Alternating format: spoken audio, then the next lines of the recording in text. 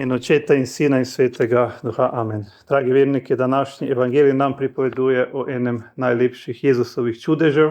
Pred Gospoda pripeljejo človeka, ki je gluh in nem, ne more slišati in ne more govoriti, zaprt je svoj svet. Ne more prejemati besed drugih ljudi in ne more izraziti tega, kar nosi v svojem srcu. Toda sveti očetje nas opozarjajo, da ta človek ni samo posameznik, ki ga Jezus ozdravi, predstavlja vse človeštvo. Po izvirnem grehu človek je postal duhovno gluh, ne posluša več Boga in ker ne posluša Boga, je postal tudi duhovno nem. Ne zna več pravilno izpovedovati vere in ne zna več Boga hvaliti tako, kakor bi ga moral. Prav zato je Božji sin prišel na svet, prišel je, da bi človeku znova odprl ušesa za Božjo besedo in razvezal njegov jezik, da bi mogel izpovedovati pravo vero. Evangelij nam najprej pove za nekaj zelo zanimivega. Jezus gluhega in nemega človeka odvede stran od množice, čudeža ne stori pred vsemi. Zakaj? Sveti Janez Krizostom pravi, da nas Gospod s tem uči ponižnosti. Če bi kdo imel pravico iskati občudovanje ljudi, bi bil to prav Jezus. On je pravi Bog, vendar nikoli ni iskal človeške slave, ni delal čudežev zato, da bi ga občudovali, ampak zato, da bi ljudi pripeljal k veri. Tako drugačen je današnji svet. Danes skoraj vse delamo zato, da nas drugi vidijo. Dobro delo mora biti objavljeno, dobrodelnost mora biti fotografirana. Človek želi priznanje in pohvalo. Kristus pa nas uči, da največja dela pogosto nastanejo v tišini, skrita pred očmi sveta. Enako velja tudi za naše duhovno življenje. Koliko molitev, žrtev in dobrih del ostane znanih samo Bogu. Prav ta so pogosto pred njegovimi očmi največ vredna. Nato Jezus stori nekaj nenavadnega, svoje prste položi v ušesa gluhega človeka, se dotakne njegovega jezika, svojo slino, pogleda proti nebu, vzdihne in izgovori eno samo besedo, efeta, odpri se. Zakaj Jezus ne ozdravi človeka preprosto s eno samo besedo, saj bi to lahko storil? Cerkveni očetje odgovorijo, da želi Kristus pokazati, da je njegovo sveto telo neločljivo združeno s njegovim božanstvom. Tudi njegove roke, njegov dotik in celo njegova slina so orodje Božje moči. V njem ni nič navadnega, ker je on učlovečeni Božji sin. Toda ta čudež nam govori še nekaj drugega. Gluhota tega človeka je podoba naše duhovne gluhote.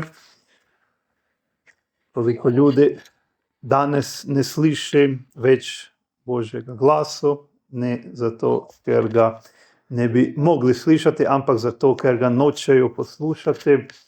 Njihova ušesa so odprta za novice, za družbena omrežja, za politiko, za zabavo in za tisoče vsakodnevnih glasov.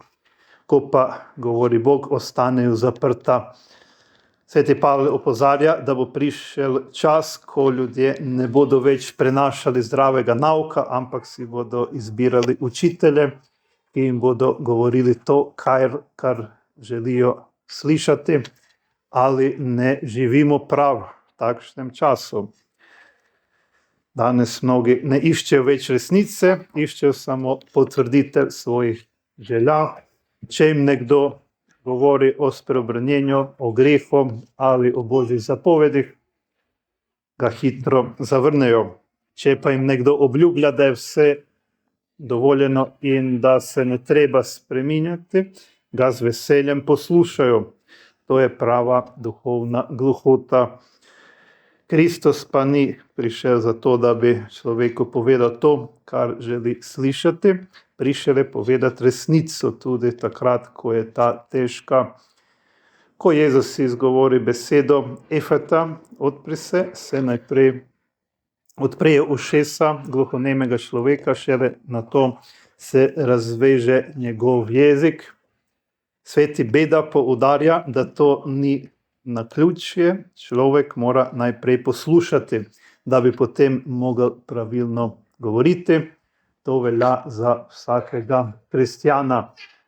Danes veliko ljudi želi govoriti o veri, vendar je nočejo najprej poslušati. Radi bi ustvarjali svojo vero, razlagali evangelij po svoje in prilagajali nauk cerkve sodobnemu svetu. Toda vera ni nekaj, kar bi si človek izmislil. Vera je Božji dar in Božje razodetje, ki ga moramo najprej sprejeti.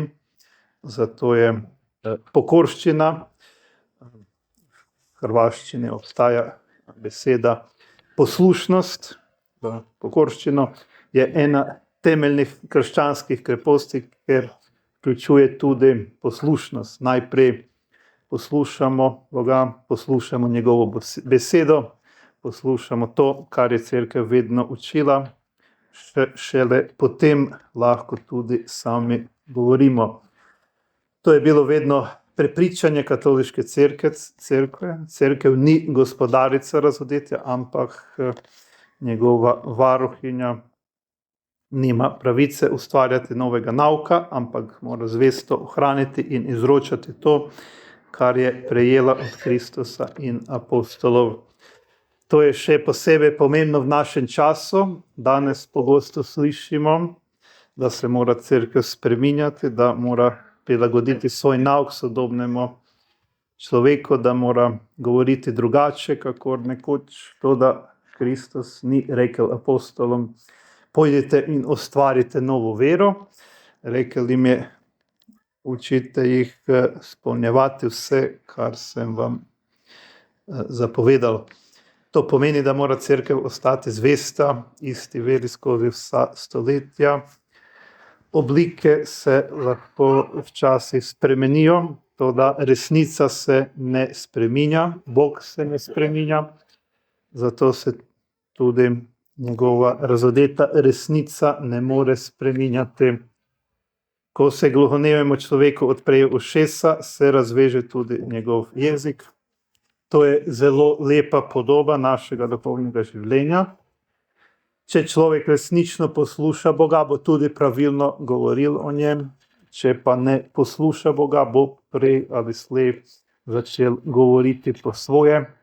In prav to je korenina vseh zmot in krivoverstev skozi zgodovino. Najprej človek preneha poslušati Boga, potem pa začne poslušati samega sebe. Danes to vidimo na vsakem koraku, koliko ljudi pravi, jaz mislim, po mojem mnenju, zame je vera. Ja. To, da vera ni odvisna od našega mnenja, resnica ni odvisna od tega, kaj si kdo misli. Kristus ni rekel, vsak naj ima svojo resnico, rekel je, jaz sem pot, resnica in življenje. Sveti očetje zato vedno poudarjajo, da je prava vera najprej poslušanje. Zato je v tradicionalni liturgiji tako velik poudarek na poslušanju Božje besede in na zvestobi izročilo cerkve. Preden lahko pričujemo za vero drugim, jo moramo najprej sami sprejeti s odprtim srcem. Toda evangelij nam pokaže še eno ganljivo podrobnost. Preden Jezus stori čudež, pogleda proti nebu in globoko vzdihne. Zakaj vzdihne? Ali potrebuje pomoč svojega nebeškega očeta? Seveda ne, Jezus je pravi Bog in pravi človek. Kot Bog ima isto vsemogočnost, kakor Oče. Sveti Beda pravi, da Jezus vzdihne zato, da bi nas naučil, kako moramo tudi mi vzdihovati pred Bogom zaradi svojih grehov in zaradi grehov svojih bližnjih. To je zelo pomemben nauk. Danes se pogosto jezimo nad svetom, jezimo se nad neverom, jezimo se nad krivicami, jezimo se nad napadi na cerkev, to da kako pogosto zaradi tega tudi molimo. Kolikokrat vzdihnemo pred Bogom za spreobranjenje ljudi, ki so daleč od njega. Kristus ni prišel samo soditi svetu, prišel ga je rešiti. Njegov vzdih ni znamenje nemoči, ampak znamenje njegovega usmiljenja. On nosi na sebi bedo človeštva, trpi zaradi naših grehov, želi naše zveličanje. To isto srce mora imeti tudi vsak kristjan. Greh moramo sovražiti z motom, moramo zavračati, to da grešnika moramo ljubiti in mu želeti zveličanje, to je duh Kristusovega srca. Na koncu evangelija slišimo še eno zanimivo podrobnost. Jezus ozdravljenemu človeku in navzočim naroči, naj o tem nikomur ne pripovedujejo, pa vendar evangelist doda, da so ga ljudje toliko bolj razglašali. Tudi tu nas Gospod uči pomembne kreposti. On nikoli ni iskal človeške slave, ni želel, da bi ljudje hodili za njim samo zaradi čudežev. Hotel je, da bi verovali vanj zato, ker je Božji sin in odrešenik sveta. To je velika nevarnost tudi za nas. Včasih nas bolj privlačijo izredni pojavi, kot pa tiho in zvesto krščansko življenje. Ljudje radi poslušajo o čudežih, prikazovanjih, nenavadnih dogodkih, to da Kristus nas vedno vrača k bistvenemu, k veri, spreobrnjenju in zvestobi Božji besedi. Prav zato je Cerkev skozi vso svojo zgodovino zelo previdna pri presojanju domnevnih nadnaravnih pojavov. Ne sprejme jih takoj, ampak jih preizkuša. Ve, da čustva sama po sebi še niso dokaz Božjega delovanja. Tudi največji svetniki so bili zelo zadržani do izrednih pojavov in so vedno poudarjali, da je čudež pa človekovo spreobrnjenje in življenje v Božji milosti, kaj bi moralo pritegniti našo pozornost, ni v tem, da gluhi začne slišati ali nemi govoriti. Delovanje Božje milosti, ki bi ga morali opazovati, je, da grešnik začne poslušati Boga, da človek, ki je živel daleč od Boga, ponovno odkrije vero. To je sveta spoved, v kateri mrtva duša ponovno oživi. Potem pa sveta maša, kjer se kruh in vino po posvetilnih besedah spremenita v resnično telo in kri našega Gospoda Jezusa Kristusa. Če bi to resnično verovali s vsem srcem, bi drugače prihajali k svetim sakramentom, prihajali bi z večjim spoštovanjem, z večjo hvaležnostjo in z večjo pripravljenostjo, da svoje življenje uskladimo z Božjo voljo. Današnji evangelij se zato ne nanaša samo na nekega gluhonemega človeka pred 2000 leti, govori o vsakem izmed nas. Vsak izmed nas potrebuje, da mu Kristus vedno znova odpre ušesa, kajti tudi mi včasih preslišimo glas svoje vesti, včasih preslišimo vdih Božje milosti, včasih preslišimo Božji klic k molitvi, k pokori ali k spreobrnjenju. In ko ne poslušamo Boga, tudi naš govor ni več takšen, kakršen bi moral biti. Namesto da bi govorili o Bogu, govorimo samo o svetu. Namesto da bi branili resnico, pogosto molčimo. Namesto da bi svojimi besedami druge vodili k Kristusu, se prevečkrat prilagajamo mišljenju okolice. Zato danes vsi potrebujemo isto milost kot gluhonemi iz Evangelija. Potrebujemo, da nam Kristus ponovno reče: Efata, odpri se. Odpri svoje srce za mojo besedo, svoj razum za resnico, svoja ušesa za glas vesti in razveži svoj jezik, da boš pogumno izpovedoval katoliško vero.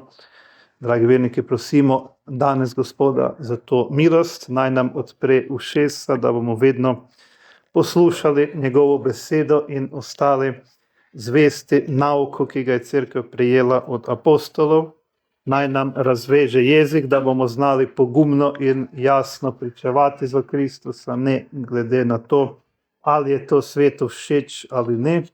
In naj nam podari ponižno srce, ki ne išče človeške slave, ampak samo Božjo.